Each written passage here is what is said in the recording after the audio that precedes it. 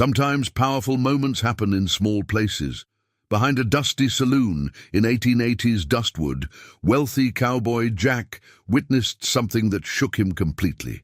A young black girl, barely 12, searched desperately through scraps, her thin frame telling countless hungry nights. While the town slept, she fought for survival with dignity that humbled him.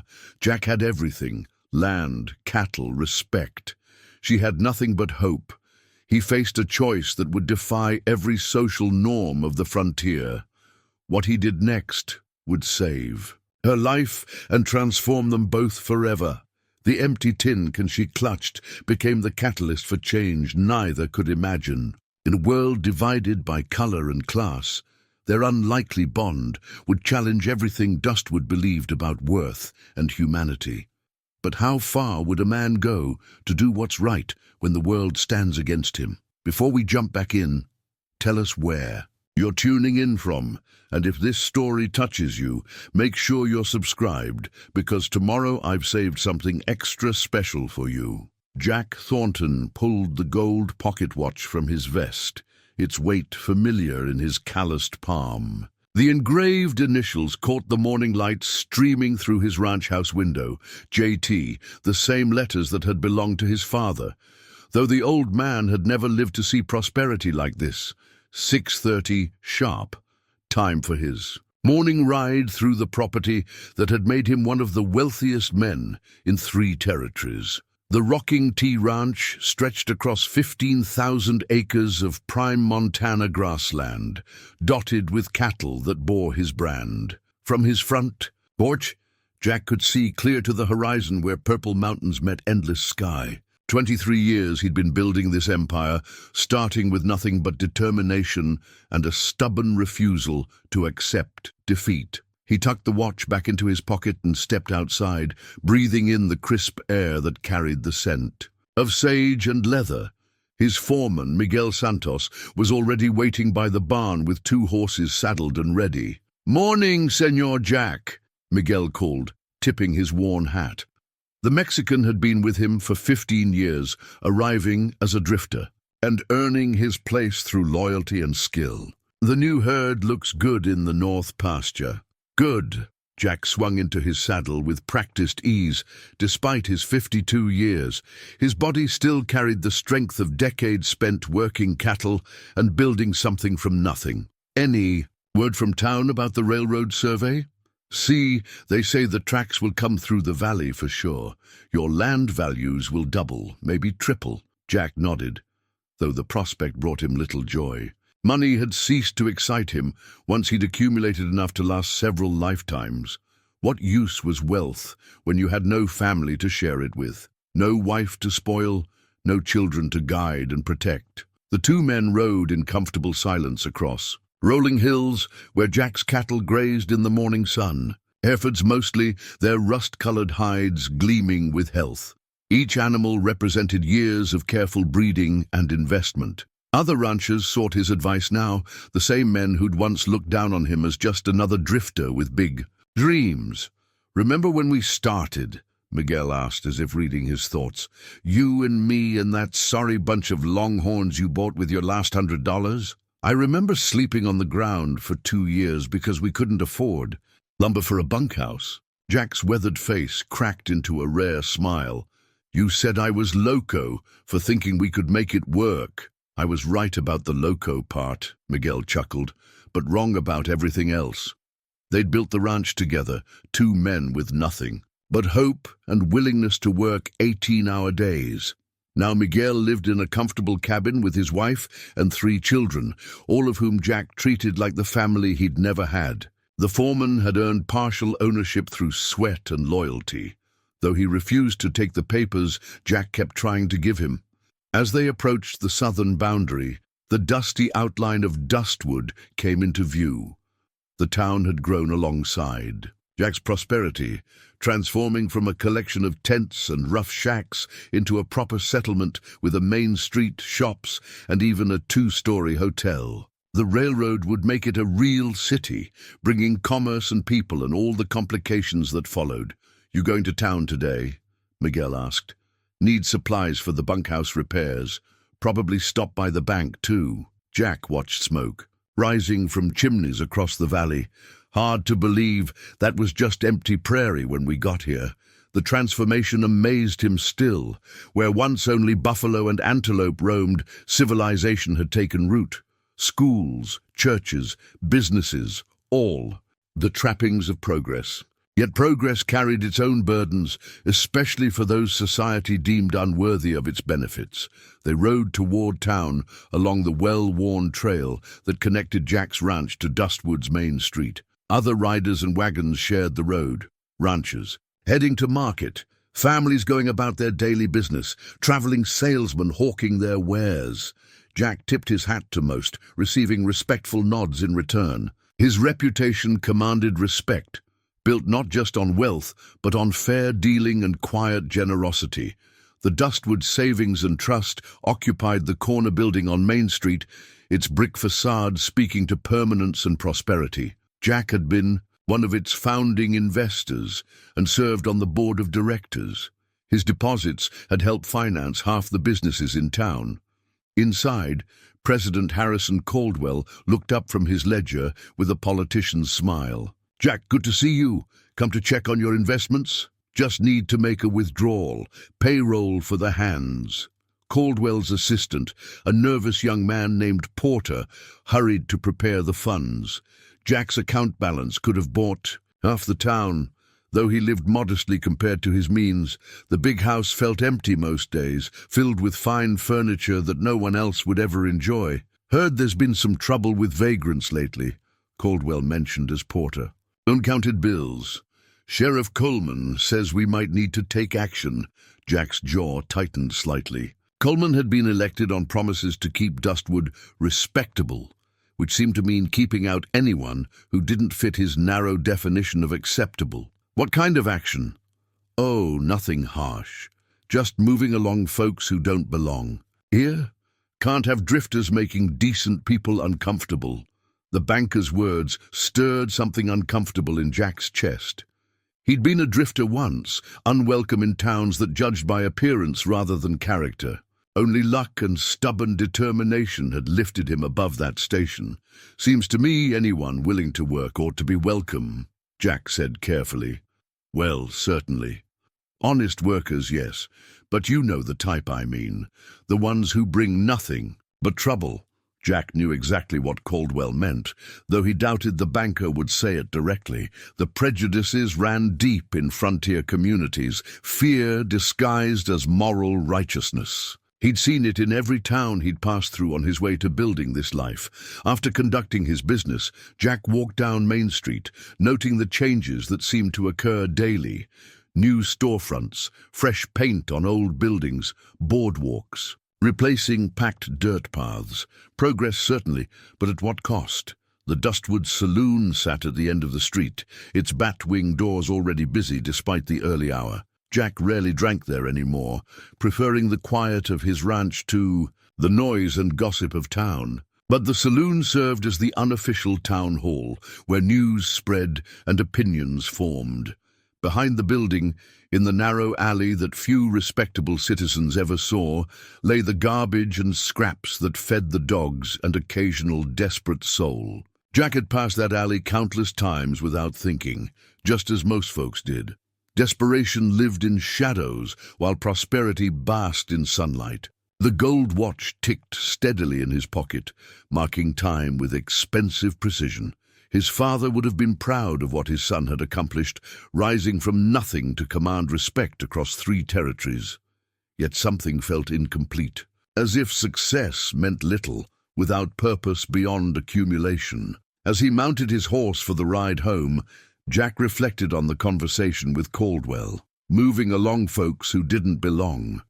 The phrase bothered him more than it should have. Who decided belonging? Who determined worth? The afternoon sun cast long shadows across his land as he rode toward home, but his thoughts remained in that narrow alley behind the saloon. Somewhere in Dustwood, people struggled while others prospered.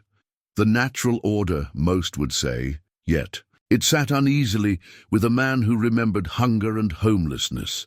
That night, Jack sat on his porch with a glass of whiskey, watching stars emerge in the darkening sky. The vast landscape spread before him in moonlit silence, beautiful and empty. Wealth had bought him everything except the one thing money couldn't purchase. A sense that his life mattered beyond the size of his bank account. Tomorrow would bring the same routine, checking cattle, managing the ranch, conducting business. In town, a successful life by any measure, yet somehow hollow at its core. The gold pocket watch ticked away the minutes of a life well lived, but perhaps not well purposed. In the distance, coyotes called across the valley, their voices echoing off canyon walls. Wild sounds from a disappearing world, soon to be replaced by train whistles and industrial progress. Change was coming whether folks wanted it or not, bringing opportunity for some and displacement for others. Jack finished his whiskey and headed inside, unaware that tomorrow would bring an encounter that would transform his understanding of wealth, worth, and the true measure of a man's legacy. The sun was setting behind the mountains when Jack finished his business in town 3 days later. His horse picked its way carefully down Main Street, avoiding the ruts left by afternoon wagon traffic. Most folks had headed home for supper, leaving Dustwood quiet except for the sounds drifting from the saloon. Jack planned to ride straight back to the ranch, but something made him pause near the alley behind Murphy's place. A soft, scraping sound, barely audible above the distant piano music, caught his attention. He'd heard similar sounds before, animals foraging for scraps in the garbage. What he saw when he looked into the shadowy space between buildings stopped his heart. A child knelt beside the wooden crates where Murphy tossed his kitchen refuse. Small hands moved carefully through potato peels and stale bread crusts, selecting pieces with the precision of someone who knew the difference between edible and spoiled. The figure wore a patched dress that had seen better years, dark hair, pulled back with a piece of string. Jack remained perfectly still, afraid to startle what appeared to be a young girl searching for her next meal. The sight cut through him like a cold blade. In all his years of struggle, he'd never been reduced to eating garbage. This child, she couldn't be more than 12, moved with practiced efficiency that spoke of long experience with hunger. She found a piece of bread that met her standards and brushed it clean before taking a careful bite. The way she savored that morsel, closing her eyes as if it were the finest delicacy, nearly broke Jack's composure. When had he last appreciated food with such gratitude? The girl looked up suddenly, sensing his presence. In the fading light, Jack glimpsed a face that held intelligence beyond her years, eyes that had seen too much hardship too young. She froze like a deer caught in the open, ready to bolt at the first sign of threat. "It's all right," Jack said softly, stepping back to show he meant no harm. "I'm not going to hurt you," but she was already moving, quick as a rabbit, gathering her meager findings and disappearing deeper into the alley. Jack heard her footsteps on the wooden stairs leading to the upper level of the building next door. Then silence. He stood there long minutes after she'd gone, trying to process what he'd witnessed. A child, living on scraps in his prosperous town, while he worried about railroad surveys and bank balances. The contrast felt obscene. Walking to where she'd been searching, Jack noticed details that painted a clearer picture. The crates had been thoroughly examined. Nothing remotely edible remained. Whoever this girl was, she knew her business when it came to survival. But surviving wasn't the same as living, and no child should have to master such skills. The next morning brought Jack back to town earlier than usual. He told Miguel he needed supplies. But the truth was simpler. He couldn't stop thinking about those intelligent eyes in that gaunt face. Sheriff Coleman was making his rounds when Jack tied his horse to the hitching post. "Morning, Jack. You're in early today. Business to attend to. Quiet night, I hope." Coleman's expression hardened. "Matter of fact, had a report about a thief going through garbage behind Murphy's. Probably one of them vagrant children that drift through. I'll catch whoever it is eventually." The casual way Coleman spoke about catching a hungry child like she was some dangerous criminal turned Jack's stomach. Stealing garbage seems like a desperate act, not a criminal one. Crime is crime, Jack. Start letting folks take what they want, even garbage, and pretty soon they're stealing from honest businesses. Got to maintain order." Jack nodded non-committally and walked away before he said something regrettable. Coleman's version of order apparently left no room for compassion, no understanding that desperation drove people to acts they'd never otherwise consider. That evening, Jack found himself riding past the alley again. This time, he came prepared, with a cloth bag containing leftover biscuits and jerky from his own supper. He left the package where the girl would surely find it, nestled between two crates where it wouldn't be immediately visible to casual observers. The next morning, the bag was gone. For a week, Jack continued this routine. Each evening, he'd leave food in the same spot, and each morning it had disappeared. He varied the contents: bread, dried fruit, strips of beef, imagining the relief these offerings might provide to someone living on the edge of starvation. On the 8th evening, she was waiting for him. Jack rounded the corner into the alley to find the girl sitting on an overturned crate, holding his cloth bag from the previous night. She'd washed and folded it neatly, a gesture that spoke to upbringing that transcended current circumstances. "You been leaving this," she said. Her voice carried the musical cadence of the South, soft but clear. "Yes, ma'am, I have." She studied him with those remarkable eyes, taking his measure the way a seasoned horse trader might evaluate livestock. Why? The simple question deserved an honest answer. Because everyone should have enough to eat. Most folks don't see it that way.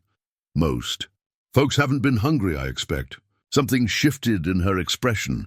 Surprise, perhaps, that a well-dressed man might understand hunger. You have.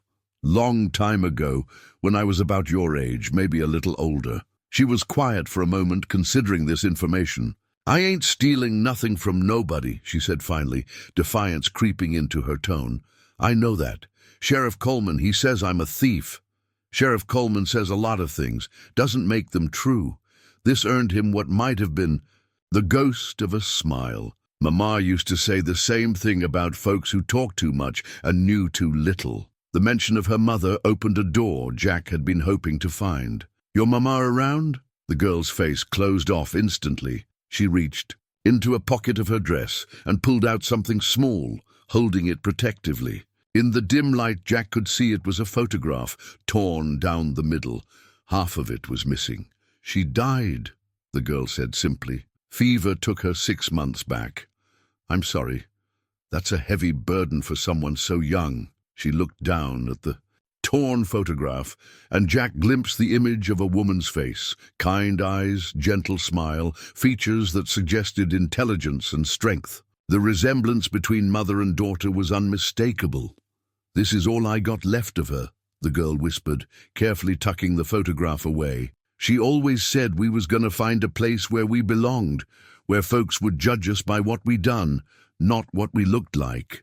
The painful honesty of her words hit Jack like a physical blow. Here was a child carrying not just the grief of loss, but the weight of a dream deferred, perhaps permanently. Her mother had died believing in a better future that might never come. "What's your name?" Jack asked gently. She hesitated, as if names were dangerous things to share. "Sarah," she said finally. "Sarah Williams. I'm Jack Thornton. I own the rocking tea ranch outside town. I know who you are. Everybody knows about Jack Thornton and his big ranch. Well, Sarah Williams, I'm pleased to make your acquaintance." She looked at him with fresh curiosity. "You talk different than most rich folks." "How do rich folks usually talk? Like poor folks ain't really people, like we're something to step over or brush away." The observation struck Jack with its accuracy. How many times had he witnessed exactly that attitude from his fellow property owners? How many times had he remained silent while others dismissed the struggles of the less fortunate? "Your mama was right about judging people by what they do," he said. "And what I see is a young lady with good manners and a strong spirit, doing whatever it takes to survive." Sarah's eyes filled with tears she quickly wiped away. Mama always said I was stronger than I knew, but sometimes I don't feel very strong. Being strong doesn't mean never feeling scared or sad. It means doing what needs doing, even when you're scared or sad. She nodded slowly, seeming to consider this definition of strength. You really been hungry before? Hungry enough to know what it feels like to go to bed with nothing in your belly. Hungry enough to understand that pride don't fill an empty stomach. Then you know why I can't just take your food without doing nothing in return. The comment revealed something Jack had suspected. This girl possessed dignity that transcended her circumstances. She wasn't looking for charity, but for a chance to earn her way, to maintain the self-respect her mother had instilled in her. What if we worked something out? Jack suggested. I could use help with small jobs around the ranch. Nothing too difficult, but honest work that earns honest pay. Sarah's eyes lit up with interest before caution reasserted itself. What kind of work? Gathering eggs from the chickens, helping in the garden, simple cooking tasks, things that need doing but don't require much experience. She was quiet for a long moment, wrestling with hope and fear in equal measure. Finally, she looked up at him with determination that reminded him of his younger self. I'd like that, Mr. Thornton.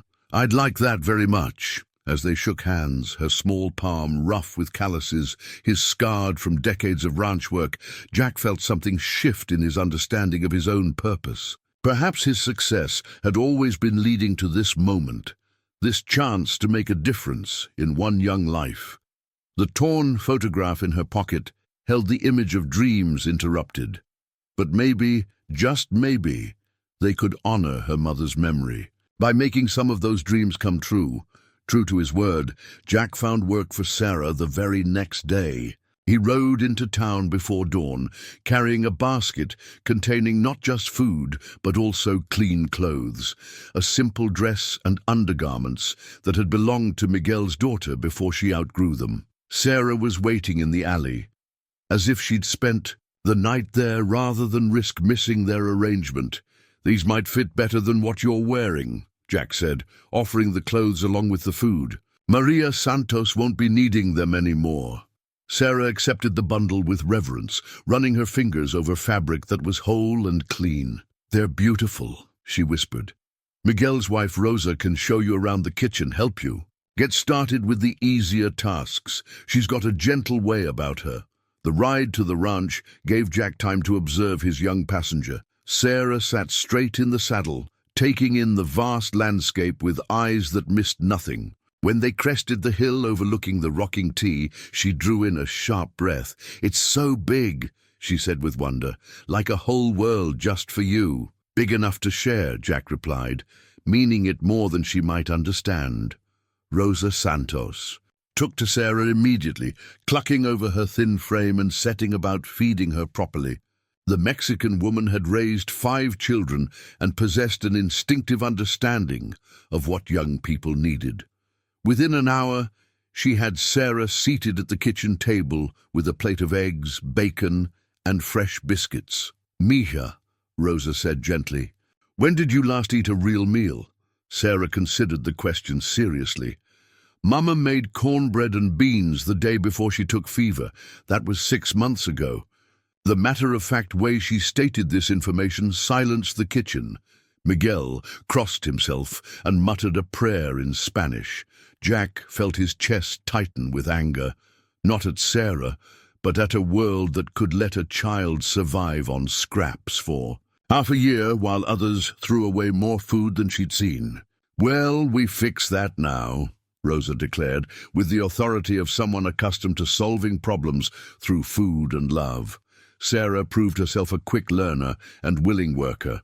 She gathered eggs with gentle efficiency, helped Rosa prepare vegetables for canning, and swept the kitchen floor without being asked. Her movements spoke of someone who understood the value of honest work, who took pride in doing things properly. During the lunch break, Jack found her sitting on the porch steps, carefully whittling a piece of wood with a small knife she'd produced. From somewhere, her hands moved with practiced skill, shaping what appeared to be the rough outline of a horse. Where did you learn to carve? Jack asked, settling beside her. Mama taught me. She said idle hands were the devil's workshop, so she always made sure mine were busy. Sarah held up her work for inspection. This is supposed to be like your horses, but I ain't got it quite right yet. Jack examined the carving with surprise. Despite the crude tool and rough wood, Sarah had captured the essential spirit of a horse in motion. The proportions were correct. The head held at just the right angle to suggest movement. Your mama taught you well. This is fine work. Sarah beamed at the praise, then grew thoughtful. She used to carve little dolls for me when I was smaller, said every girl deserved something beautiful to hold on to. That evening, after Sarah had returned to whatever shelter she'd found in town, Jack sat in his workshop with a piece of seasoned pine and his best carving tools. His hands, more accustomed to rope and branding iron than delicate work, moved slowly but deliberately. The next morning brought unexpected complications. Sheriff Coleman was waiting when Jack rode into town, his expression stern and official. Jack, need a word with you? What's on your mind, Sheriff? Heard you've been harboring that vagrant girl, the one that's been stealing from Murphy's. Jack kept his voice level, despite the anger building in his chest. Sarah Williams works for me now. Honest work for honest pay. That's so. Coleman's skepticism was evident. Well, I've had complaints from some of the merchants. They say supplies have been going missing. Blankets, food, small items. Seems to coincide with you taking up with that girl. Are you accusing me of something? Coleman? Not you, Jack, but that girl. Well, her kind has certain tendencies. Might be she's taking advantage of your good nature. The phrase, her kind, hung in the air like smoke from a bad fire. Jack understood exactly what Coleman meant, and the implication made him sick. Sarah Williams is as honest as anyone in this town, Jack said quietly. Maybe more honest than some, if you say so, but I'll be keeping an eye on the situation. Can't have folks thinking they can get away with theft just because they found themselves a protector. After Coleman rode away, Jack sought out Tom Murphy, the saloon keeper, who'd originally reported the theft of his garbage. Tom, that girl who was going through your scraps, you really consider that stealing? Murphy, a decent man despite his rough profession, looked uncomfortable. Well, Jack, I didn't much care about the garbage. But Coleman says I should report suspicious activity. Don't want trouble with the law. What if I made it worth your while to let her be? Paid you for whatever scraps she might take? Hell, Jack. You don't need to pay me nothing. Girl's welcome to whatever's back there. Wasn't doing nobody any good anyway. Murphy paused, studying Jack's face. You really taken her under your wing? She's a good kid, Tom. Lost her mama trying to survive on her own. Deserves a chance. Well, you're a better man than most. But be careful. Lot of folks in town won't see it that way. Jack understood. The warning. Dustwood had its share of decent people, but it also harbored those who saw charity to certain types as dangerous precedent. Change threatened the established order, and some would fight to maintain their version of how things should. That afternoon, Jack presented Sarah with his gift. The wooden doll had taken him 3 evenings to complete, carved with the care of someone who understood its significance. The figure wore a simple dress and held a book in her tiny hands, a representation of Sarah's intelligence and potential. Sarah's reaction exceeded his hopes. She cradled the doll like something precious, tears streaming down her face. She's beautiful, Sarah whispered. She looks like Mama's dolls, the ones she used to make. Every girl should have something beautiful to hold on to, Jack said, echoing her mother's words. Sarah looked up at him with eyes that held a mix of gratitude and something deeper, trust, perhaps, or the beginning of hope that life might offer, more than mere survival. Mr. Thornton, why are you being so kind to me? Most folks, they cross the street when they see me coming. The question deserved complete honesty, because your mama was right about judging people by what they do, and what I see is a young lady with courage, dignity, and intelligence. Those things matter more than anything else. Sarah hugged the doll close to her chest, and for the first time since her mother's death, she looked like what she was, a 12-year-old child with dreams and fears and the capacity for joy. But even as Jack felt satisfaction at bringing some light into her dark world. He sensed gathering storm clouds. Coleman's visit had been a warning, not a casual inquiry. The comfortable routine they'd established was about to face its first real test, and Jack wondered if his determination to do right would be enough to protect this remarkable child from the prejudices of a world not yet ready to judge people by the content of their character. The leather-bound book had been gathering dust on Jack's shelf for years, a collection of adventure stories he'd bought during a rare visit to Denver but never found time to read.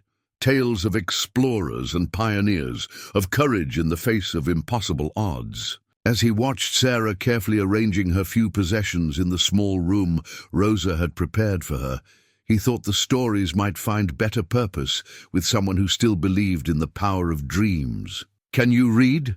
Jack asked, offering the book during their evening meal. Sarah's eyes lit up with excitement. "Yes, sir. Mama taught me before." She caught herself, the familiar shadow crossing her face whenever memories threatened to overwhelm her courage. "Before what, Sarah?" She was quiet for a long moment, turning the book over in her hands with reverence. "Before we had to run. Mama was teaching school back in Alabama, but when the war ended and things got bad for folks like us, we had to leave. Everything behind." The partial story revealed more than Sarah might have intended. An educated mother, forced to flee whatever life she'd built, ending up dying of fever in a frontier town while her daughter survived on garbage scraps. The tragedy of it cut deep into Jack's understanding of how easily circumstances could destroy lives. "Your mother sounds like a remarkable woman." "She knew everything," Sarah said with the absolute faith children have in their parents. "Poetry and history and mathematics. She said education was the one thing nobody could ever take away from you." She was right about that. Sarah opened the book carefully, reading the title page aloud. Tales of Adventure and Discovery. Her pronunciation was clear, her reading smooth and confident, evidence of quality instruction from a mother who'd understood the power of literacy. "These look like wonderful stories," Sarah continued, flipping through pages illustrated with drawings of sailing ships and distant mountains. "Are they true?" "Some are based on real events, others are just good stories. But they all have something to teach about courage and determination." That night, by lamplight in the small room that Rosa had made comfortable with quilts and a washbasin, Sarah read aloud from the first story. Her voice carried the musical cadence of someone who'd been read to as well as taught to read, someone who understood that stories were meant to be shared and savored. Jack found himself lingering outside her door, listening to her clear voice, bringing life to adventures in distant lands. When had he last heard anyone read with such joy? When had stories seemed like anything more than ways to pass time? The following morning brought Martha Cleary to the ranch. Jack had known Martha for 3 years, ever since she'd arrived in Dustwood to establish the town's first proper school. She was a spinster in her 30s, educated back east, but drawn to the frontier by a sense of purpose that matched Jack's own drive to build something lasting. They'd become friends of a sort, bound by mutual respect and shared belief that civilization required more than just commerce and cattle. "I hear you've taken in a young girl," Martha said without preamble, accepting Rosa's offer of coffee. "Sarah Williams. She needed work and a place to stay." Martha studied Jack's face with the directness of someone accustomed to evaluating people quickly. "There's been talk in town, some of it not particularly kind." "I imagine there has been. Coleman's been asking questions about her schooling. Says vagrant children need to be properly educated or removed from the community." Jack felt the familiar tightness in his chest that came whenever Coleman's name entered conversation. "Sarah's more educated than half the children already in your school. Is she now?" Martha's eyebrows rose with interest. "How do you know that?" "She reads better than most adults I know. Her mother was a teacher."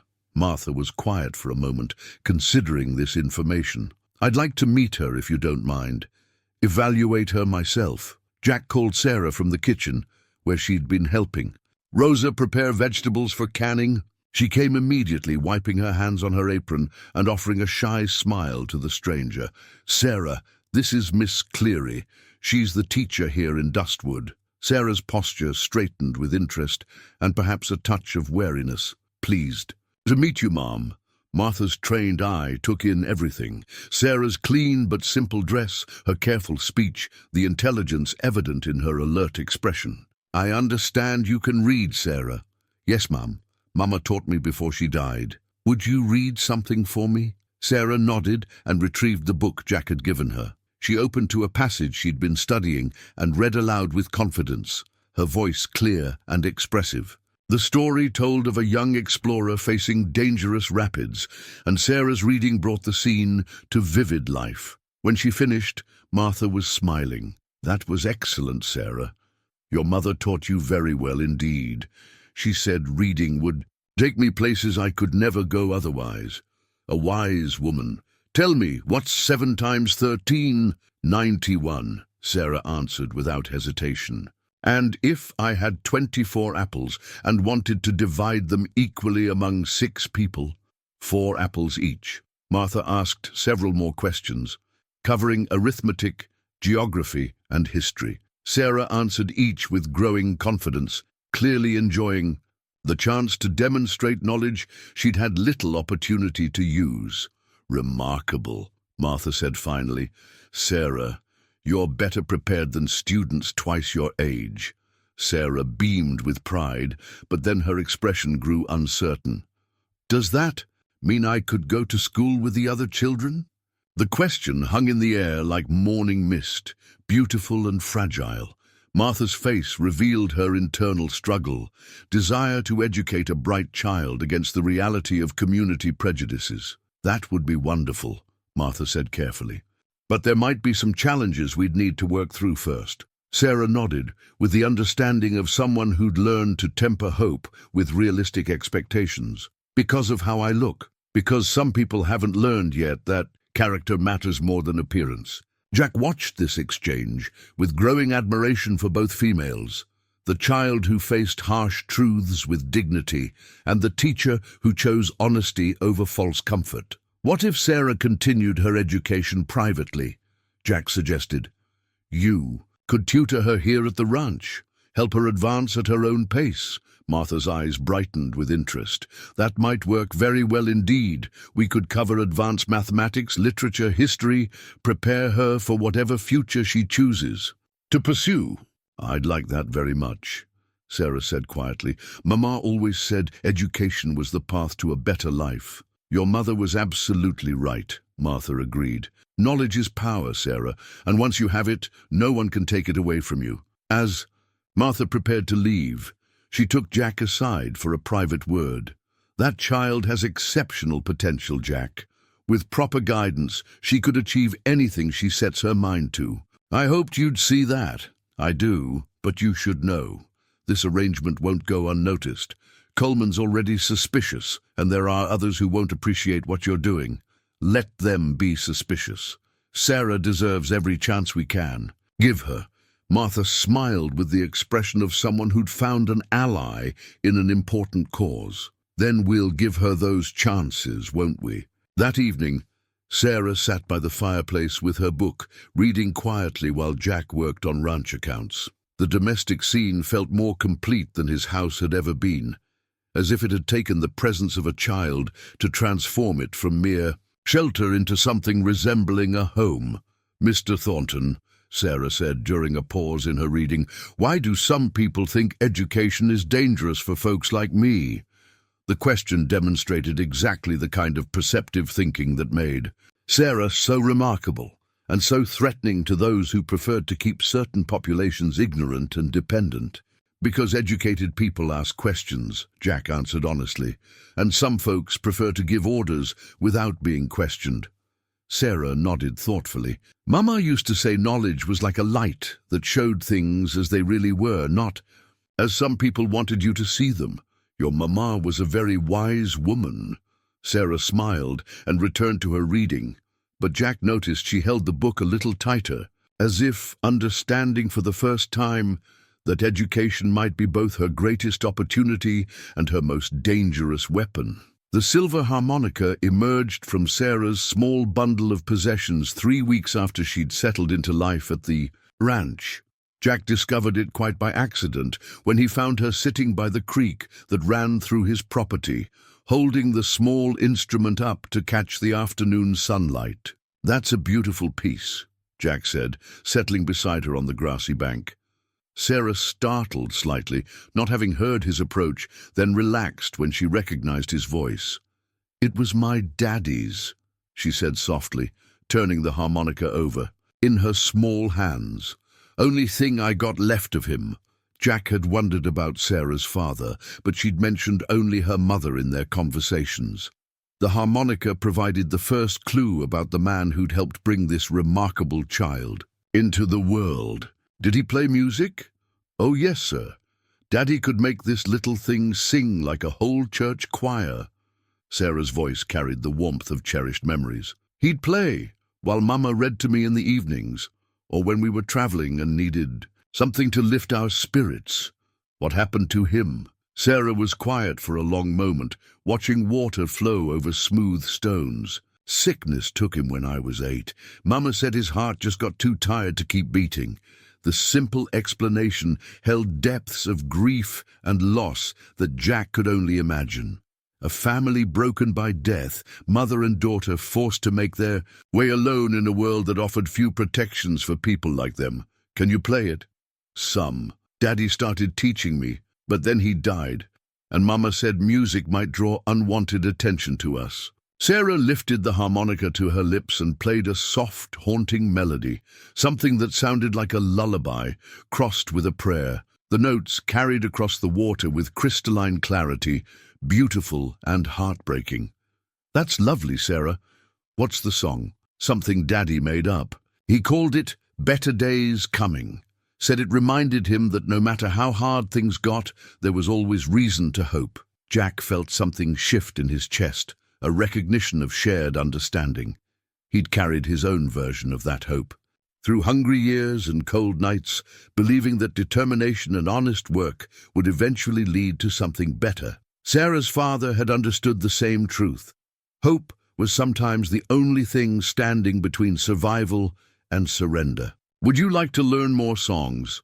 I could ask around town, see if anyone has sheet music or could teach you." Sarah's eyes lit up, then dimmed with familiar caution. "That's kind of you, Mr. Thornton, but I don't want to cause you any more trouble than I already have.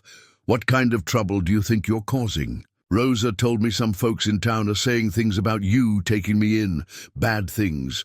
Jack's jaw tightened. He'd hoped to shield Sarah from the gossip that had begun circulating through Dustwood like poison in a well. Despite his best efforts to make their arrangement seem like simple employment, too many people saw deeper implications in his kindness toward a black child. "What kind of things?" Sarah looked down at the harmonica, clearly uncomfortable with the conversation. "That you're getting soft in your old age.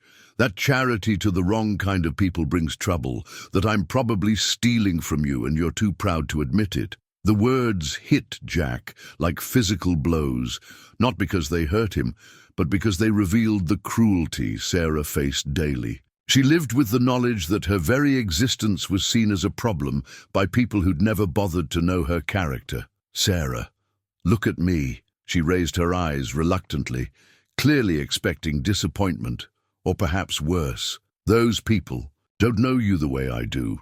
They don't see your intelligence, your kindness, your determination to earn your way honestly. Their opinions say more about them than they do about you. But what if they cause problems for you? What if they make you sorry you helped me?"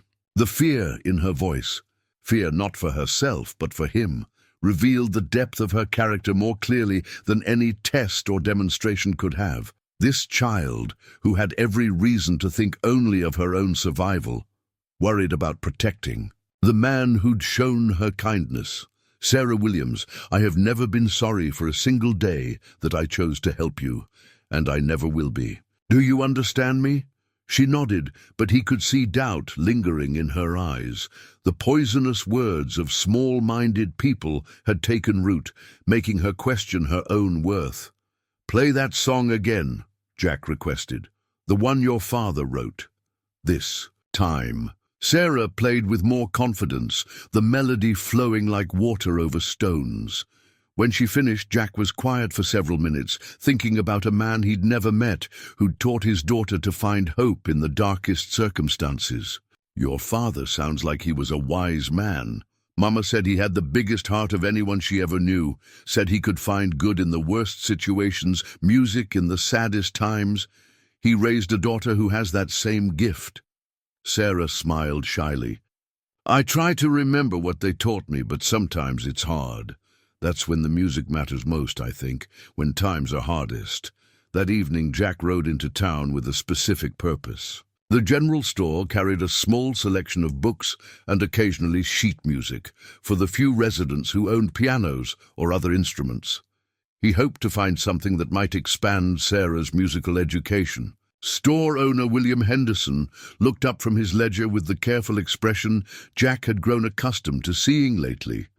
Polite but guarded, friendly but distant. "Evening, Jack. What can I help you with?" "Looking for sheet music, simple songs, suitable for harmonica." Henderson's eyebrows rose slightly. "Didn't know you played music." "It's for Sarah, the girl working at my ranch." The temperature in the room seemed to drop several degrees.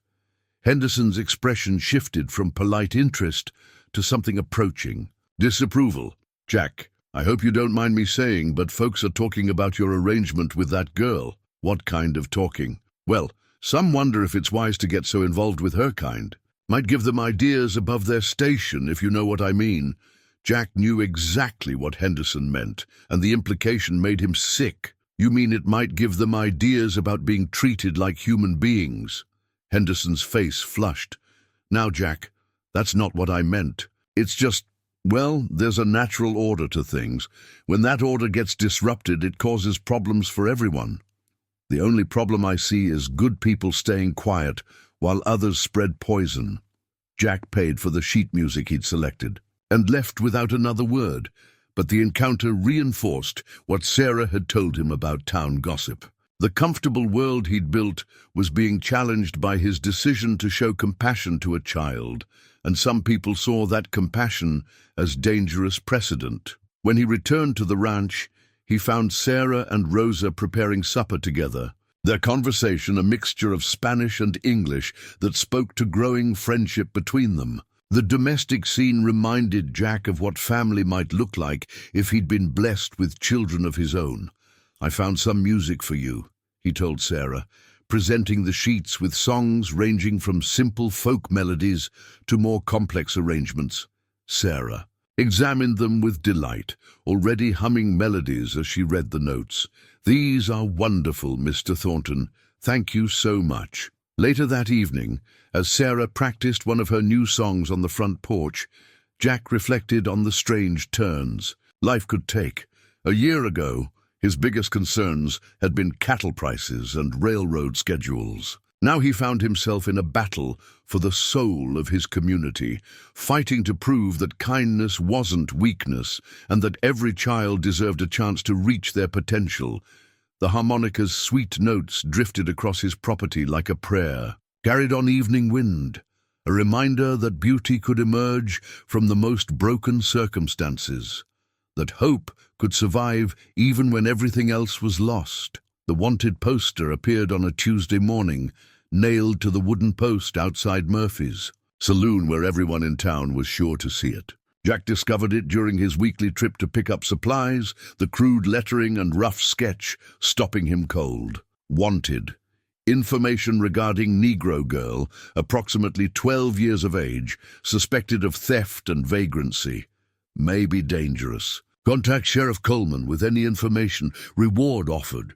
The sketch bore only passing resemblance to Sarah, but anyone who'd seen her would recognize the intent. Below the drawing, someone had added in different handwriting, "Known associate of local ranchers. Approach with caution." Jack tore the poster from the post, his hands shaking with rage. Several townspeople watched from nearby storefronts, some with expressions of approval, others looking uncomfortable with this escalation of tensions that had been building for weeks. "Problem, Jack!" Sheriff Coleman emerged from the saloon, his timing too convenient to be coincidental. "This is a problem." Jack held up the crumpled poster. "This is a lie." "Now, I wouldn't say that. We've had reports of theft, vagrancy, suspicious behavior, just trying to get to the bottom of things. Sarah Williams is guilty of nothing more than trying to survive after losing her mother. She works for me, earns her keep honestly." Coleman's smile held no warmth. "Well, if she's innocent, as you say, then an investigation won't find anything, will it? But hiding her away on your ranch makes some folks wonder what you're afraid we might discover." The implication was clear. Jack's protection of Sarah was being twisted into evidence of wrongdoing. By offering sanctuary, he'd made them both targets of suspicion that felt increasingly dangerous. "I'm not hiding anyone. Sarah's employment is well known throughout the community." Employment. Coleman rolled the word around his mouth like something distasteful. "That what you call it? Interesting way to describe the situation." Jack understood the sheriff's meaning and felt sick at the suggestion that anyone could interpret his paternal concern for Sarah as something corrupt revealed depths of prejudice he'd preferred not to acknowledge. "Coleman, if you're suggesting—" "I'm not suggesting anything, Jack. Just observing that a wealthy man taking such personal interest in a vagrant child raises questions. Natural questions." The conversation was attracting attention from other townspeople, exactly what Coleman wanted. By forcing this confrontation in public, he was ensuring that his version of events would spread through Dustwood like wildfire. "The only question here is why you're harassing an innocent child instead of dealing with real crime." "Real crime." Coleman's voice rose. "Jack, we've had 3 reports of missing goods in the past month. Food, blankets, small items, all from businesses that girl could have accessed. What proof do you have that Sarah took anything?" "Don't need proof to ask questions." And the questions keep pointing in the same direction. Jack realized this confrontation had been orchestrated from the beginning. Coleman had waited until Jack was in town, posted the wanted notice where it couldn't be missed, then positioned himself to force a public argument. Every word would be repeated and embellished as it spread through the community. "If you want to question Sarah, you can do it at my ranch with me present. But this public persecution stops now." "Public persecution?" Coleman's eyebrows rose in mock surprise. "Jack, I'm just doing my job, protecting the good citizens of Dustwood from undesirable elements." The phrase, "undesirable elements," hung in the air like a challenge. Jack understood that this fight was about much more than one child. It was about what kind of community Dustwood would become, what values would guide its growth. Sarah Williams is as desirable a citizen as anyone in this town. More so than some. Well, that remains to be seen, doesn't it? Jack left town with his supplies and a growing sense of urgency. The wanted poster represented an escalation that couldn't be ignored. Sarah was no longer just facing gossip and disapproval. She was being actively hunted by the law, however. Corrupt that law might be. When he reached the ranch, Jack found Sarah helping Miguel repair a section of fence. She worked alongside the experienced cowhand with quiet competence, handing him tools and holding boards steady while he hammered. The domestic scene made Coleman's accusations seem even more absurd. "Sarah, I need to talk with you." Something in his tone alerted her to trouble. She set down the hammer she'd been holding and followed him to the porch, where they could speak privately. Jack showed her the crumpled poster, watching her face as she read the cruel words. Her expression didn't change much. She'd learned to school her features against showing pain, but he saw her hands tremble slightly. "They really think I'm a thief," she said quietly. "They think what Coleman wants them to think. Maybe I should go, Mr. Thornton. Leave town before this gets worse for you." The suggestion hit Jack like a physical blow. After weeks of watching Sarah Bloom under care and education. The thought of her returning to a life of survival on the streets was unbearable. You're not going anywhere. This is your home now. But if staying causes trouble, the only trouble here is small-minded. People afraid of change. We're not giving in to that. Sarah looked down at the poster again, studying the crude sketch. They made me look mean, like something to be afraid of. People fear what they don't understand, and they don't understand that character has nothing to do with the color of someone's skin. Mama used to say hatred was just fear, dressed up to look respectable. The wisdom of Sarah's mother continued to astound Jack, a woman who'd faced terrible prejudice, yet managed to raise a daughter free of bitterness, who understood human nature with clarity born of painful experience. That evening, Martha Cleary arrived unexpectedly, her face grave with concern. "I saw the poster," she said without preamble. "Half the town's talking about nothing else. And what are they saying?" Martha's expression revealed her discomfort with the conversation she had to report. "That you've been harboring a known criminal, that Sarah's been stealing from local businesses, that your judgment has been compromised." Compromised how? They're suggesting your attachment to the girl has made you blind to her faults. Some are saying worse things. Jack didn't need to ask what worse things might entail. Coleman's earlier insinuations had clearly taken root in fertile ground of existing prejudice. "What does your professional opinion tell you about Sarah's character?" "That she's one of the most remarkable children I've ever had the privilege to teach. Intelligent, honest, eager to learn." Martha paused, choosing her words carefully. "But my opinion may not matter if Coleman succeeds in turning the community against her. Then we make sure he doesn't succeed." "How do we do that?" Jack was quiet for a moment, considering their options. The wanted poster represented a line crossed, an escalation that demanded response. Passive resistance would no longer be enough. We prove that Sarah belongs here. We show this community who she really is, not who Coleman wants them to think she is. And if that's not enough, then we make sure Sarah has legal protection that goes beyond local prejudice. Martha nodded slowly, understanding that they were moving into dangerous territory where the stakes were higher than anyone had anticipated. "Jack, you know this could destroy everything you've built here. What good is anything I've built if it can't protect one innocent child?"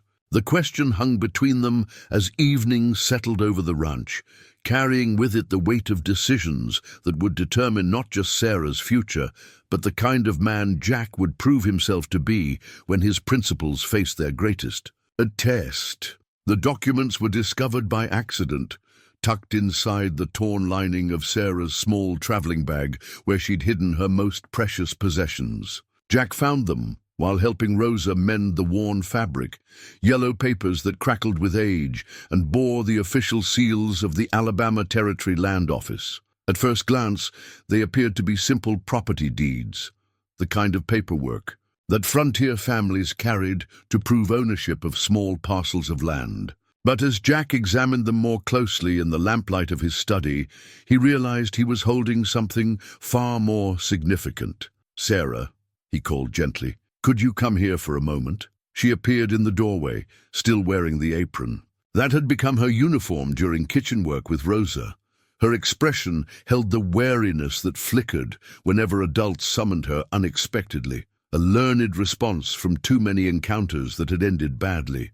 "I found these papers in your bag while Rosa was mending it. Do you know what they are?" Sarah approached hesitantly, recognizing the documents, but clearly uncomfortable with their discovery. "Mama always carried those. Said they were important.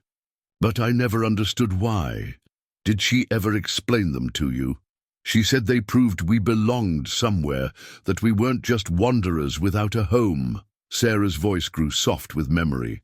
"She said Daddy earned those papers with his blood and sweat, and someday they'd give us a place where nobody could make us leave." Jack spread the documents on his desk, using a magnifying glass to read the faded text and complex legal language. What he discovered made him sit back in his chair with shock. The first document was a land grant dated 1847, issued to Samuel Williams, Sarah's father, in recognition of his service as a wagon master guiding settlers through dangerous territory. The second was a survey map showing the precise boundaries of the granted land. The third was a mineral rights certificate, identifying valuable ore deposits within the property boundaries, but it was the fourth document that made Jack's hands tremble as he read. A legal brief prepared by a territorial attorney, detailing how the land grant had been challenged by local authorities after Samuel Williams's death, and how his widow had been forced to flee Alabama with their daughter before the case could be resolved. Sarah, this land grant, it's for property in the Montana Territory, about 60 miles northeast of here. Montana. Sarah's eyes widened. We're in Montana now. We are. And according to these papers, your father was granted 1,500 acres of land that should rightfully belong to you. The significance of this discovery began to settle over both of them. Sarah wasn't just a homeless orphan surviving on charity. She was the legitimate heir to a substantial property, one that had been stolen from her family through legal manipulation and racial prejudice. But Mama said we could never go back, that they'd find ways to take it from us. That was in Alabama, Sarah. These are Montana territorial courts, governed by different laws and different judges. Jack continued reading, his excitement growing as he uncovered the full scope of what Sarah had inherited. The mineral rights certificate indicated the presence of silver ore, and given the recent mining discoveries in similar geological areas, the property could be worth a fortune. There's more here, Sarah. Your father didn't just own land, he owned mining rights to what could be very valuable deposits. Sarah looked confused by the legal complexities, but she understood enough to realize these papers represented more than sentimental value. Does this mean I'm not poor anymore? If these documents are legitimate and legally enforceable, it means you could be one of the wealthiest people in the territory. The irony was almost overwhelming. While Sheriff Coleman was portraying Sarah as a dangerous vagrant who needed to be expelled from the community, she was actually a property owner whose holdings dwarfed those of her accusers. The girl they were trying to drive away had more legal right to be in Montana than most of the people persecuting her.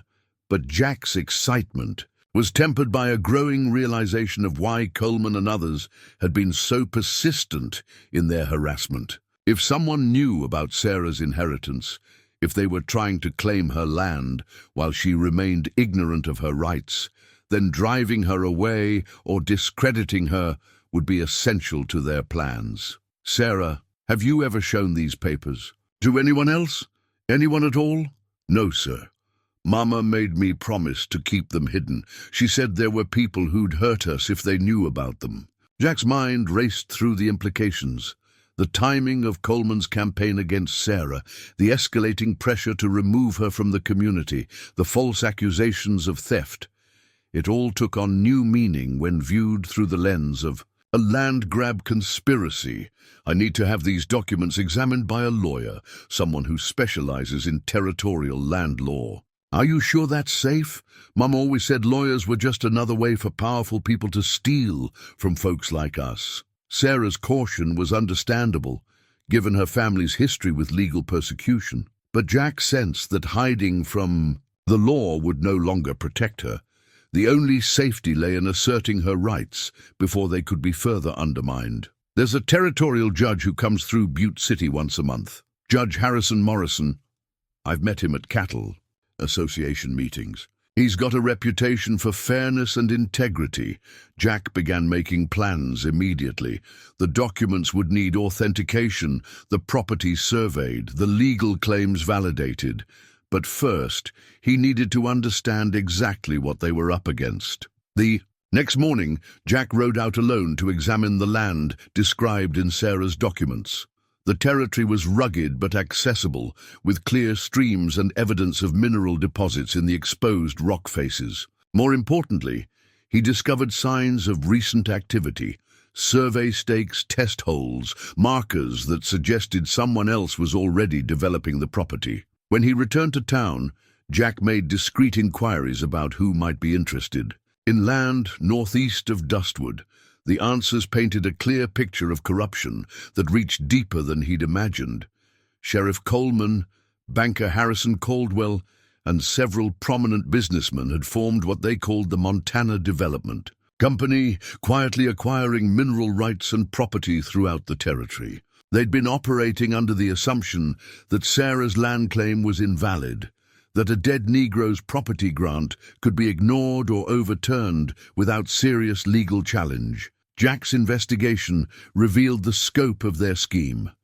They'd been systematically targeting properties owned by people who lacked the resources or knowledge to defend their rights. Widows, orphans, immigrants, former slaves, anyone who could be intimidated or confused by legal complexities. Sarah's case was particularly valuable because her father's grant included not just surface rights, but mineral rights to what geological surveys suggested were significant silver deposits. If they could discredit Sarah or force her to leave the territory, they could file competing claims and eventually gain control of property worth hundreds of thousands of dollars. But their plan depended on Sarah remaining ignorant of her inheritance and isolated from anyone who might help her assert her rights. Jack's intervention had disrupted their timeline and forced them to escalate their campaign against her. When Jack returned to the ranch that evening, he found Sarah sitting on the porch with her harmonica, playing the melancholy tune her father had composed. The sight of this remarkable child, unaware that she was sitting at the center of a conspiracy designed to steal her birthright, filled him with protective fury. "Sarah, I need to tell you something important about those papers." She lowered the harmonica and gave him her full attention, sensing the gravity in his voice. "Your land, it's not just valuable because of the acreage. There are mineral deposits there, silver ore, that could make you wealthy beyond anything you've imagined." Sarah was quiet for a long moment, processing this information. "Is that why Sheriff Coleman wants me gone? Because of the land?" Jack was impressed by how quickly she'd grasped the situation. Despite her youth, Sarah understood human nature well enough to recognize greed as motivation for persecution. "I think so. I think there are people who knew about your inheritance and were hoping you'd never learn about it. What do we do now? We fight back. We prove your claim is legitimate and make sure you get what your father intended you to have." Sarah looked down at the harmonica in her hands, thinking about the parents who died, believing their sacrifices had secured their daughter's future. "Daddy always said the Lord would provide a way, even when it seemed impossible. Your father was a wise man, and I think he'd be proud of the daughter he raised." As evening settled over the ranch, Jack felt the weight of responsibility he'd undertaken by choosing to help Sarah. They were no longer just fighting community prejudice. They were taking on a conspiracy that involved some of the most powerful people in the territory, but they had something their enemies lacked: the truth, documented in legal papers that couldn't be ignored or dismissed. Sarah Williams wasn't a vagrant child to be pitied or expelled. She was a landowner whose rights deserved protection under territorial law. The battle ahead would be difficult and dangerous, but for the first time since this conflict began, Jack felt they had weapons capable of winning the war. Jack retrieved his father's Winchester from the gun case that evening, the weight of the rifle familiar despite years of peaceful storage. He'd cleaned and maintained the weapon regularly, a habit from his younger days when survival often depended on being ready for trouble. Tonight, he sensed that trouble was coming whether he wanted it or not. The Winchester had been his father's companion through the Indian Wars and countless frontier hardships. Jacob Thornton had been a man who believed in justice, backed by the willingness to fight for it when necessary. As Jack checked the rifle's action and counted ammunition, he felt his father's spirit approving of the stand he was about to take. "You think there'll be violence?" Miguel asked, watching Jack's preparations from the doorway.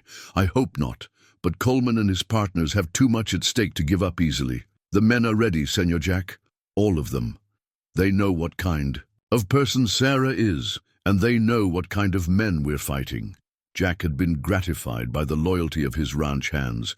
Miguel had quietly spoken to each of them, explaining the situation without asking for commitments. To a man, they'd volunteered to stand with Jack and Sarah when the confrontation came. These were hard-working people who understood the difference between right and wrong, who'd seen Sarah's character firsthand. "I don't want anyone taking unnecessary risks," Jack said.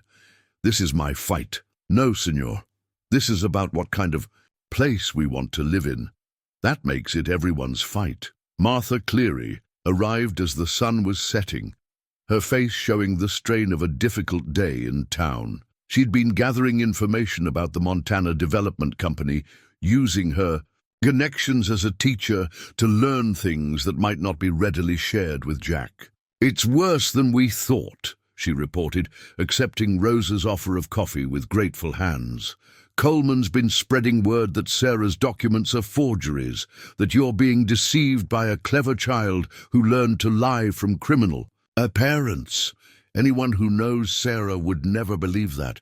The people who know Sarah, yes, but there are plenty of folks in town who've never spoken to her, who only know what Coleman tells them." Martha pulled a folded paper from her reticule. "But I found something that might help. Records from the Territorial Land Office in Helena, copies of the original filing for Samuel Williams' land grant, with witness signatures and official seals." Jack examined the documents with growing excitement. These were independent confirmations of Sarah's inheritance, proof that couldn't be dismissed as forgeries or fabrications. "How did you get these?" "The land office clerk is a former student of mine from back east. When I explained the situation, she was happy to help research the records." Sarah had been listening from the kitchen doorway, following the adult conversation with the intensity of someone whose future hung in the balance. Jack noticed her hands trembling slightly, not from fear, but from the weight of discoveries that were transforming her understanding of herself and her place in the world. "Sarah, come sit with us. This concerns you more than anyone." She took a chair beside Martha, her young face serious with concentration as the adults explained what they'd learned about the conspiracy against her. "So Sheriff Coleman and those other men, they've been trying to steal my daddy's land?" "That's exactly what they've been doing," Martha confirmed, "using the law to cover theft, counting on you never learning the truth about your inheritance." "But why didn't Mama know about the value of the land?" Jack had wondered the same thing.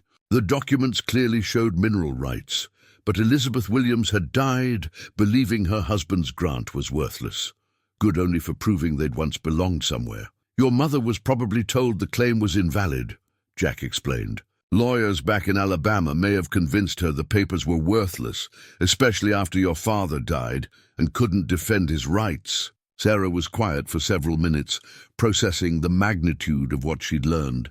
Her parents had died thinking they'd failed to secure her future, when in fact they'd left her wealthy enough to live comfortably for the rest of her life. "What happens now?" she asked. "Now we take those documents to Judge Morrison when he arrives in Butte City next week. We file proper claims and make sure your ownership is legally recognized." "And if Sheriff Coleman tries to stop us?" Jack's expression hardened. "Then we stop him first." The next 3 days passed in careful preparation. Jack sent telegrams to lawyers in Helena and Butte City, arranging legal representation and requesting additional documentation. Martha continued gathering evidence about the Montana Development Company's operations, building a case that went beyond Sarah's individual claim. Miguel organized the ranch hands into shifts that ensured Sarah was never alone and unprotected. The men took their duties seriously, understanding that powerful people would soon be desperate enough to attempt almost anything. On Wednesday evening, Tom Murphy rode out from town with disturbing news. "Jack thought you should know. Coleman's been talking about getting a federal marshal involved, claims Sarah's a runaway slave whose ownership papers are in dispute." The absurdity of the accusation would have been laughable if not for its potential consequences. Slavery had been abolished, but legal complexities around former slaves still created opportunities for manipulation. Sarah was born free, Jack replied. Her parents were never enslaved. You know that? I know that. But Coleman's, spinning a story about forged freedom papers and stolen identity, says the real Sarah Williams died in Alabama and this girl's an imposter. Jack felt sick at the audacity of Coleman's lies. The sheriff was willing to create whatever narrative served his purpose, counting on prejudice and fear to make his version believable, as he contacted a federal marshal, sent a telegram yesterday, could have someone here within the week. This changed everything. Local corruption was one thing, but federal involvement would bring complications Jack wasn't prepared to handle through intimidation or local influence. Tom, whose side are you on in this? Murphy was quiet for a moment, clearly uncomfortable with being forced to take a position. Finally, he looked up with the expression of a man who'd made a difficult decision. That little girl's got more character in her smallest finger than Coleman's got in his whole body. Whatever fight's coming, she deserves better than what she's been getting. That could be dangerous for you. Jack, I've seen enough of life to know when something's worth fighting for. This is one of those times. Murphy's support was more significant than it might have seemed. As owner of the Saloon, he heard everything that happened in Dustwood. His opinion carried weight with working men who might otherwise remain neutral. Thursday brought Martha with more intelligence from town. The Montana Development Company held a meeting last night, she reported. They're accelerating their timeline, planning to file competing claims on Sarah's land before Judge Morrison arrives. Can they do that legally? Probably not, but they're counting on being able to tie things up in court long enough to extract what they want from the property.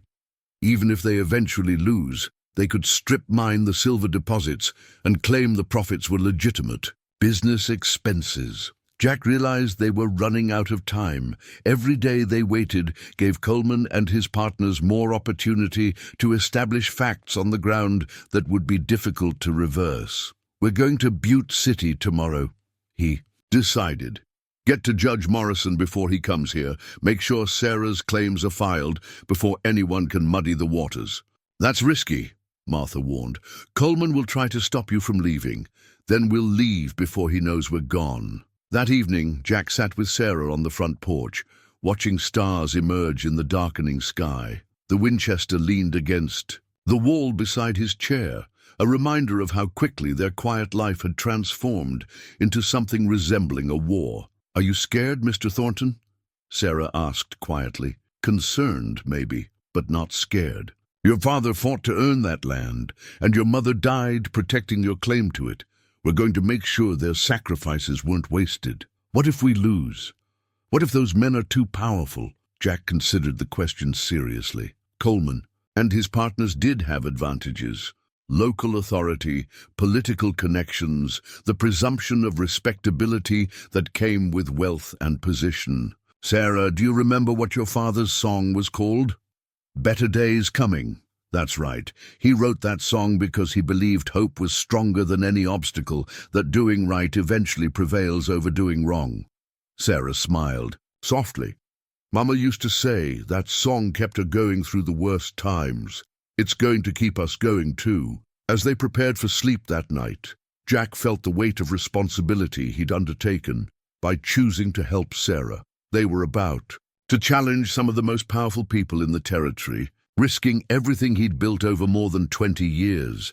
But looking at Sarah's sleeping face, peaceful despite the turmoil surrounding her, Jack knew he'd made the only choice his conscience would allow. Some fights were worth having regardless of the consequences, and this was one of them. The Winchester stood ready beside his bed, cleaned and loaded for whatever tomorrow might bring. His father's spirit seemed to whisper approval through the darkness, reminding him that a man's true wealth wasn't measured in cattle or land, but in his willingness to stand for justice when it mattered most. Tomorrow, they would ride to Butte City, carrying documents that could transform Sarah from a persecuted orphan into one of the wealthiest people in Montana territory. But first, they had to survive the journey and whatever desperate measures Coleman might attempt to stop them. Jack checked the rifle one more time before closing his eyes, finding comfort in the familiar weight of his father's legacy. Some battles chose the warriors rather than the other way around, and this was clearly one of those times. Better days were coming, just as Sarah's father had promised in his song. But first, they had to fight for the right to see them. The official land deed lay spread across the makeshift podium at the front of Murphy's Saloon, its territorial seal gleaming under the lamplight. Jack had requested the emergency town meeting, and despite Coleman's attempts to control the agenda, enough citizens had demanded answers that the sheriff couldn't refuse without appearing guilty of the very corruption Jack intended to expose. The saloon was packed beyond capacity, with men standing along the walls and spilling out onto the boardwalk. Word had spread quickly through Dustwood that Jack Thornton was finally going to address the rumors about his relationship with the Negro girl, and nobody wanted to miss what promised to be a confrontation that would determine the town's future. Sarah sat in the front row beside Martha Cleary, her small frame dwarfed by the adult drama unfolding around her. She wore her best dress, the blue cotton that Rosa had carefully pressed for the occasion, and held herself with dignity that impressed even Jack's critics. Whatever happened tonight, she would face it with the courage her parents had instilled. In her, Sheriff Coleman occupied a chair behind the makeshift podium, his badge polished and his expression confident. He'd spent weeks preparing for this moment, spreading rumors and building support among townspeople who shared his prejudices. But Jack noticed uncertainty in Coleman's eyes as he studied the documents that Jack had arranged so dramatically. "Folks," Jack began, his voice carrying easily through the crowded room, "I called this meeting because it's time everyone learned the truth about Sarah Williams and why certain people have been working so hard to drive her away." Murmurs rippled through the crowd. Some voices carried hostility, others curiosity, but everyone was listening intently.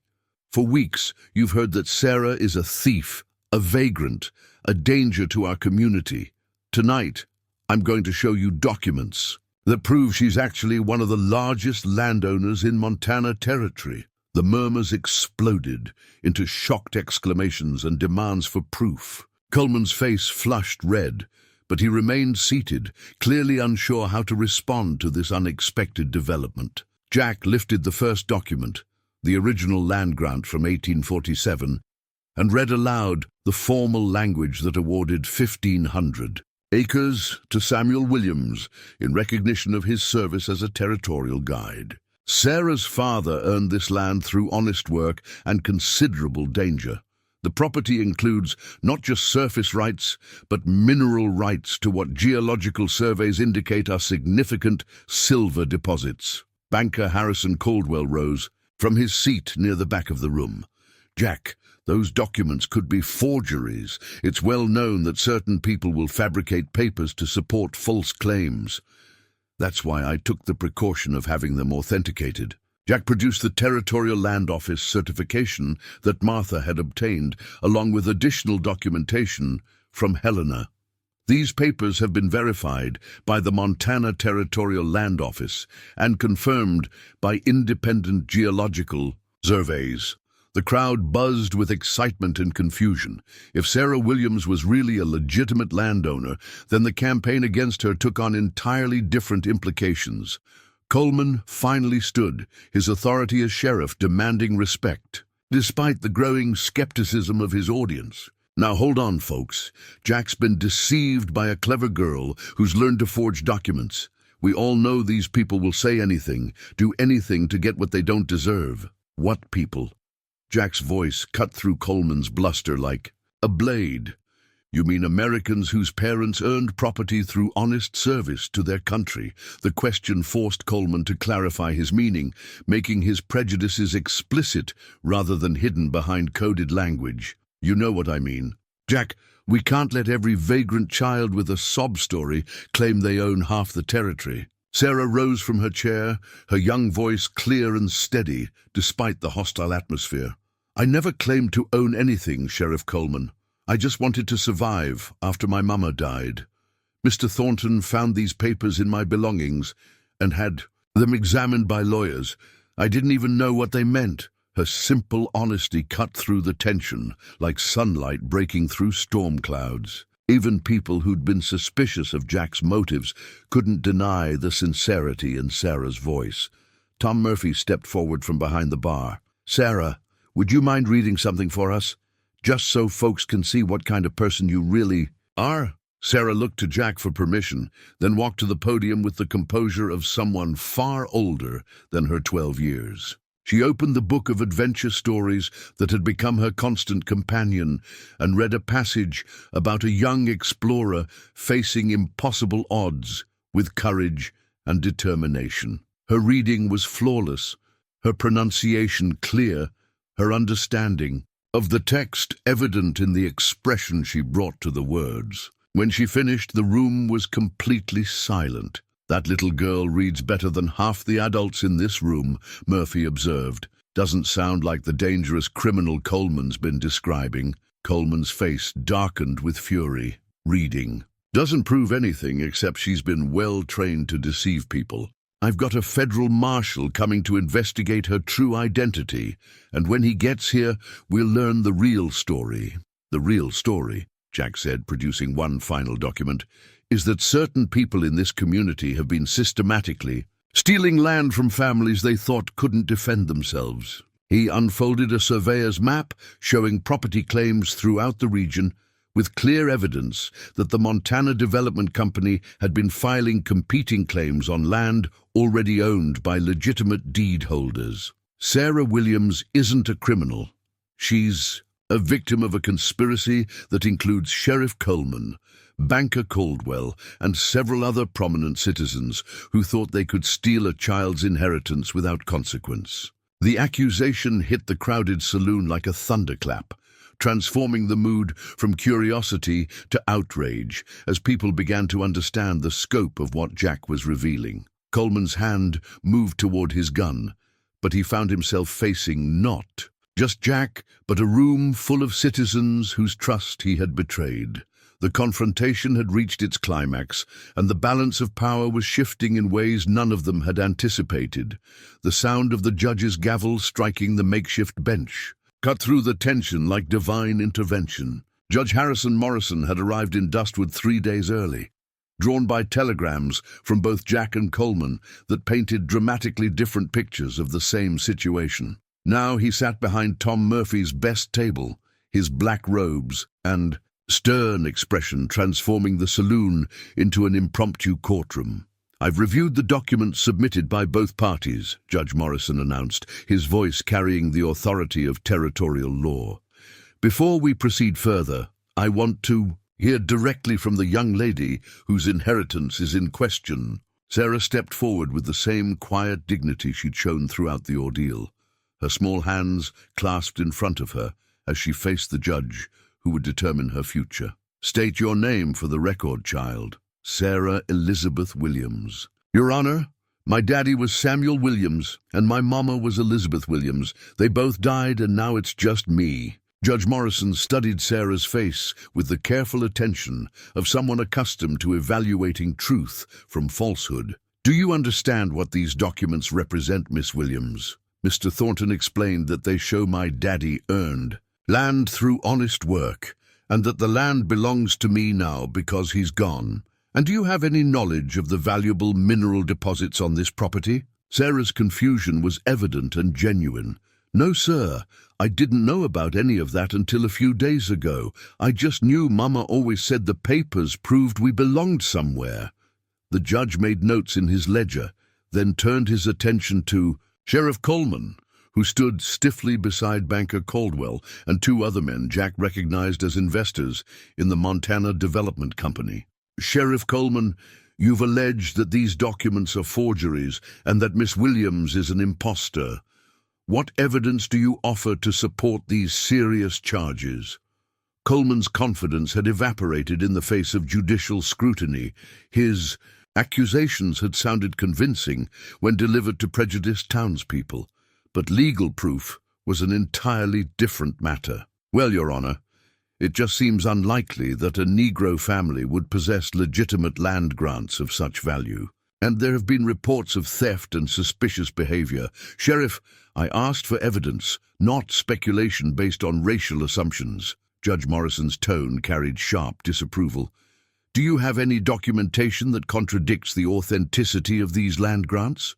Not exactly documentation, but then your allegations appear to be without foundation. The judge turned to Jack. Mr. Thornton, you've had these documents examined by Territorial Land Office. Yes, Your Honor. The certification is in your file, along with independent geological surveys that confirm the mineral deposits. Judge Morrison spent several minutes reviewing the papers, his experienced eye catching details that less trained observers might miss. When he looked up, his expression was grave. These documents are unquestionably authentic. The land grant to Samuel Williams is properly executed and legally binding. The survey boundaries are clearly marked, and the mineral rights are explicitly included. He turned his attention to the men from the Montana Development Company, his gaze stern with judicial authority. Gentlemen, I've also reviewed the competing claims you've filed on this same property. Claims filed after you had reason to know that legitimate ownership already existed. Banker Caldwell tried to maintain his composure, but sweat beaded on his forehead. Your Honor, we were told the original grants were invalid, that the property was available for legal claim. Told by whom? The question hung in the air as Caldwell realized he'd just implicated himself in the conspiracy. His eyes darted toward Coleman, seeking support that wasn't forthcoming. I believe we have a case of attempted land fraud, Judge Morrison announced, his gavel striking the table with finality. Sheriff Coleman, you are hereby relieved of your badge and authority, pending a full territorial investigation. Coleman's face turned purple with rage and humiliation. You can't do this. I've been elected by the people of this community. I can, and I am. Deputy Marshal Williams will assume your duties until a proper replacement can be appointed. Jack noticed the irony. Deputy Marshal Williams shared a surname with Sarah, though they were unrelated. Justice sometimes worked in mysterious ways. Judge Morrison turned back to Sarah, his stern expression softening slightly. Miss Williams, you are hereby confirmed as the rightful owner of the property described in your father's land grant. The Territorial Court will issue new documentation to prevent any future challenges to your claim. Sarah's eyes filled with tears, but her voice remained steady. Thank you, Your Honor. My daddy would be proud to know his work meant something. Your father was a brave man who earned his grant through honorable service. You should be very proud of your heritage. The judge's gavel struck one final time, officially closing the case that had torn Dustwood apart for weeks. As Coleman was led away by the deputy marshal, many townspeople looked ashamed of how easily they'd been manipulated by lies and prejudice. Tom Murphy was the first to approach Sarah, his weathered face showing genuine remorse. Miss Williams, I want to apologize for my part in this sorry business. You'll always be welcome in my establishment, and anyone who says otherwise will answer to me. Other townspeople followed Murphy's lead, offering apologies and congratulations. To the girl they'd been ready to exile just hours before, Sarah accepted their words graciously, showing a maturity beyond her years in both victory and vindication. As the crowd dispersed, Judge Morrison approached Jack privately. You did the right thing, Mr. Thornton. Not everyone would have had the courage to stand against such pressure. That little girl deserved someone in her corner. Her parents died believing they'd failed her when they actually left her wealthy enough to live comfortably forever. She's fortunate to have found someone who sees her true worth. The world needs more men like you. The gavel had fallen. Justice had been served, and Sarah Williams was no longer a homeless orphan surviving on charity. She was a landowner, a citizen, and most importantly, a young woman whose future was bright with possibility. The brass key caught the morning sunlight as Sarah unlocked the front door of her new home, built on the land her father had earned through courage and determination 30 years before. 6 months had passed since Judge Morrison's gavel had changed her life forever, and the simple act of using her own key to enter her own house still felt like a miracle. The house wasn't grand, a modest 2-story structure with clean lines and sturdy construction, but it represented something far more valuable than luxury. It was proof that dreams deferred were not dreams denied, that justice sometimes arrived late, but arrived nonetheless. Jack sat on the front porch in a rocking chair he'd carved himself, watching Sarah's morning routine with the satisfaction of a job well done. As her legal guardian, appointed by the territorial court, he'd overseen every detail of establishing her new life. The silver deposits on her land had proven even more valuable than initial surveys suggested, ensuring Sarah would never want for anything money could provide, but more importantly, she would never want for family. The legal guardianship had formalized what their hearts had known for months. They belonged together, two souls who'd found each other when both needed family most. "Good morning, Papa Jack," Sarah called from the doorway, using the name that had emerged naturally over the past months. "Morning, daughter. Ready for school?" Sarah held up her leather satchel filled with books and writing materials that Martha Cleary had selected for her advanced studies. The one-room schoolhouse in Dustwood now seemed too small for Sarah's expanding mind, so Martha had arranged correspondence courses with universities back east, preparing Sarah for opportunities that had never existed for her parents. Miss Martha says I'm ready to start Latin next month, Sarah reported with excitement. She thinks I might be able to attend college in a few years. College? Jack smiled at the wonder in Sarah's voice. Your mama would be so proud. Sarah's expression grew thoughtful, as it always did when her parents were mentioned. The pain of their loss had softened into cherished memory, and she spoke of them now with love rather than grief. I think they'd be amazed by all this, she said, gesturing toward the land that stretched in every direction from their front porch. Mama always said Daddy's papers would mean something someday, but I don't think even she imagined anything like this. The transformation of Sarah's circumstances still seemed miraculous to Jack. 6 months ago, she'd been scavenging for scraps behind Murphy's Saloon. Now she owned 1,500 acres of prime Montana land, mineral rights that generated substantial monthly income, and a future limited only by her own ambitions. But the most remarkable transformation was in Sarah herself. The frightened, desperate child who'd clutched an empty tin can had bloomed into a confident young woman who carried herself with quiet dignity and spoke with authority about her plans for the future. Papa Jack, I've been thinking about something, Sarah said, settling into the chair beside his.